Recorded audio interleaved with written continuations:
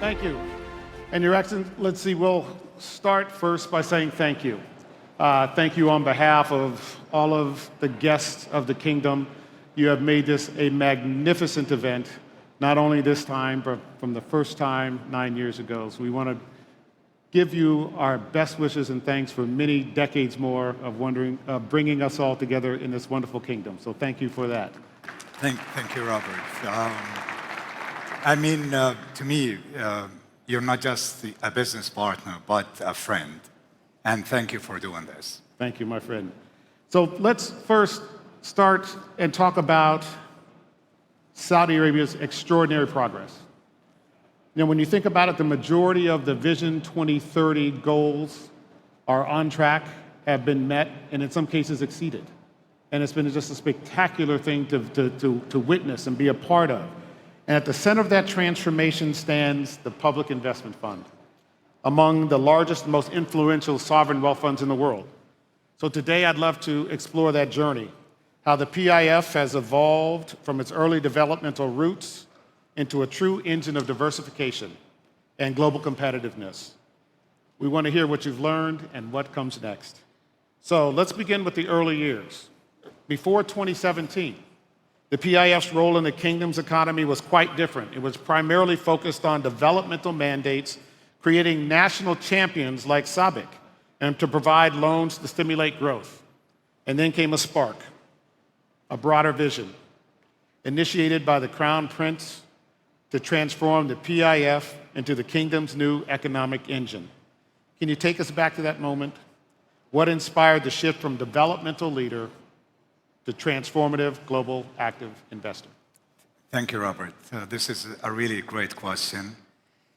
And PIF started back in 1971 with a great vision then, which is how to build a nation.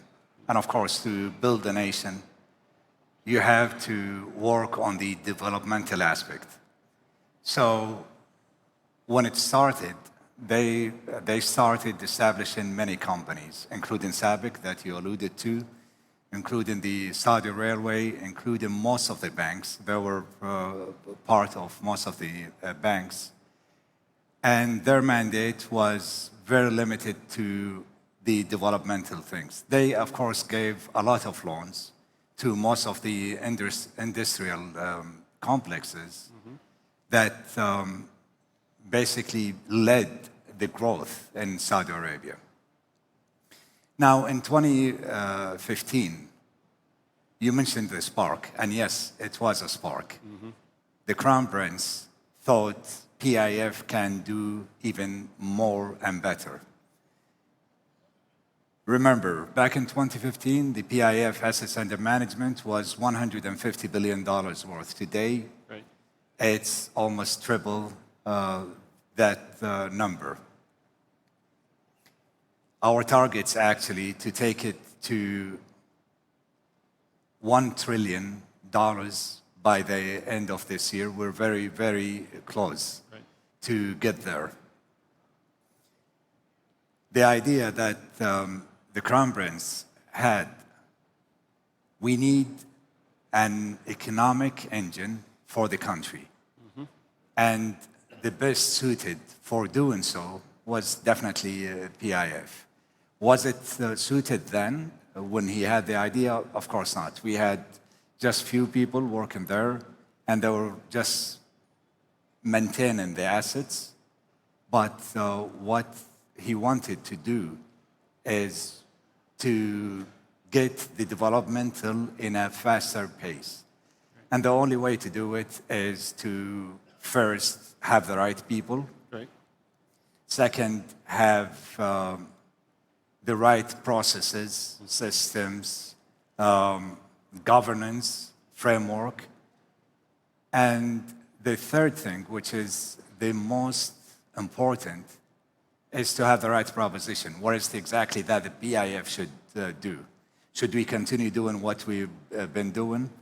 So we went through a full diagnostic about all the things that we've done, and then we started with a kind of a benchmark exercise looking at all the sovereign wealth funds around the world, Right. and just to see their mandate and what is exactly that they're doing. And then, of course, we found a huge gap between the two, between what we used to do and what the other sovereign wealth funds are doing, and what is it exactly that we would like to achieve. Right. So the first notion was how to be a nation builder. The nation was built, but we had so many sectors were not in existence, and we had a lot of sectors that were dormant. Right. So that was the main change or the paradigm shift between pre-2015 and post-2015. And of course, it was all coming together once we finished our first strategy back in 2017. Right.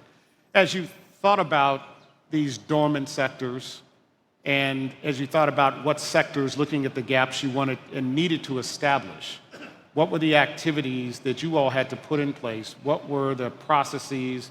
What were the policy dynamics that you would have to now drive forward to create and enable these dormant industries to come back to life, or to even build, in many cases, completely different industries that didn't exist here before? The build-up phase started within PIF. We had to rebuild it to fit the purpose. Right. And then in our first strategy back in 2017, and we announced it, by the way, with the first FII back in 9 years ago, we said we want to see the sectors that are dormant or not in existence, and we found 10 of them. Of course, under each one of the sectors, there are subsectors. So we started creating or establishing these companies, trying to bridge the void or the gaps that we had. So that was the initial phase from 2017 until the end of 2020. And then we started with the next program, which took us from 2021 until the end of this year.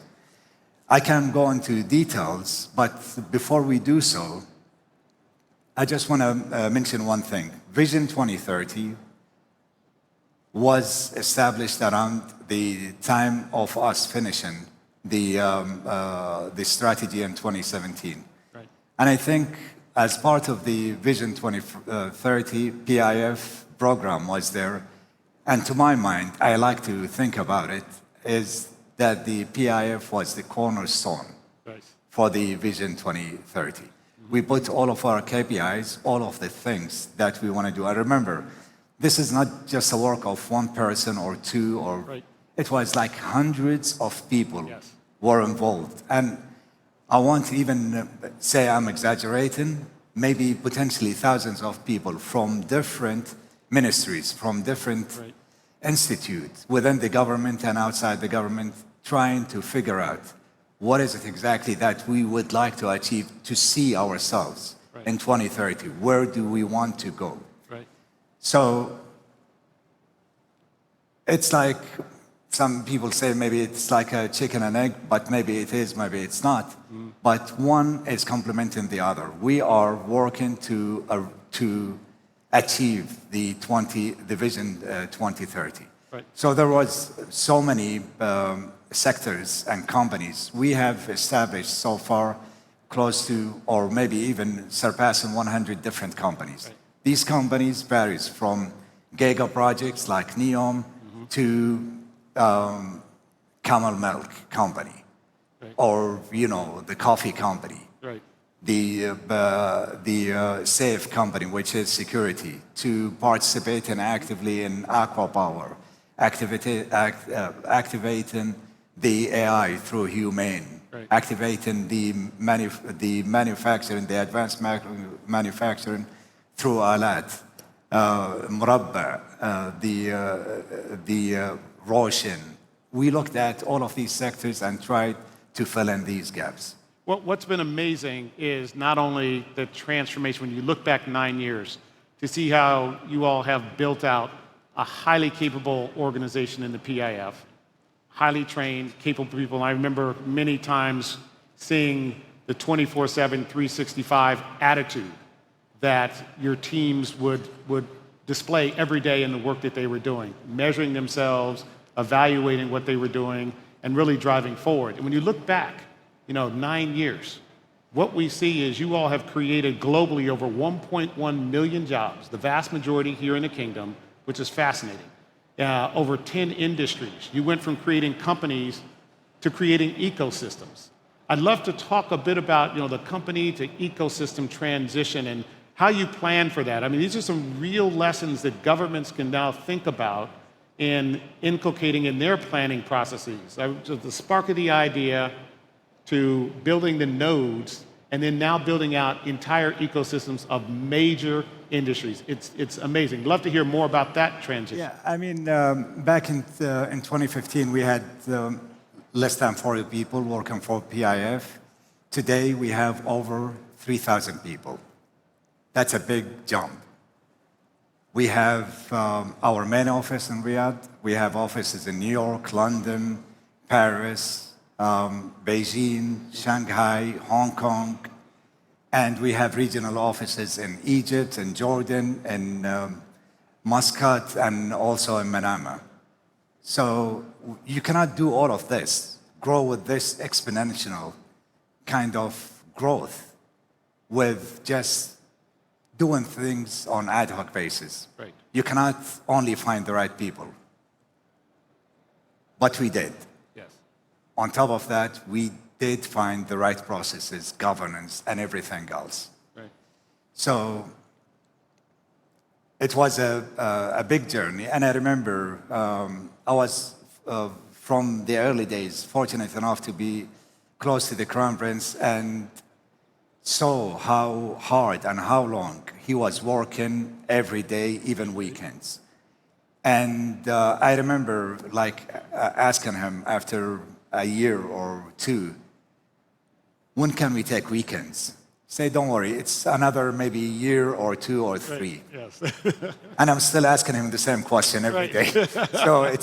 So this kind of culture trickled down from him to most of the ministers within the government, including me, and trickled down from me to all my executives and the people who are working within PIF. Right. We need to do things, and we to do things fast, efficient, and we need to have to make the impact. So maybe that's the evolution. Now, I just have maybe a sneak peek, if you will, from our next strategy, which will be announced hopefully very soon. We're in the final phases of closing all the approvals, and it was a long journey. Where we were pre-2015, after that until 2020, and from there until the end of this year. And the next question is, where do we want to go from 26 until 2030? So we looked at the mandates. What are the mandates for PIF? Are we just a nation builder? Are we nationally aligned investor and asset optimizer? Right. Or are we a balance sheet diversifier? So if you want to think of it as a matrix of 3 by 3, these are the 3 verticals and the 3 timelines, the 20s, the 30s, and the 40s. So it's not a secret. We are now a nation builder. Right. We want to move in the 2030s to be a nationally aligned investor and asset optimizer. Yes. And hopefully in the 40s, we want to have the balance sheet diversifier. So that's what we're trying to do. I'll just give an example of clusters and ecosystems. So the proposal that we have from 26 until the end of 2030 is 6 main ecosystems. The travel, tourism and entertainment as one ecosystem, urban development and livability, advanced manufacturing and innovation, industrial and logistics, clean energy and renewable infrastructure, and NEOM as its own ecosystem. So this would help us in prioritizing our capital deployment with the timelines. So we don't want to go to all and every investment all with the same priority. So I'll just give an example of the advanced manufacturing and innovation. King Abdullah Economic City, Cake, was always part of our portfolio, but we had a minority there. Now it's increased to a majority. The company has been there for more than 10, 15 years, or maybe potentially more, but it was dormant. And we got it across the line to make it more active by bringing in the ports, the automobile cluster, and many other things. It has been a spectacular journey. You have brought the world to the kingdom, and we're excited about the initiatives to now take the kingdom to the world.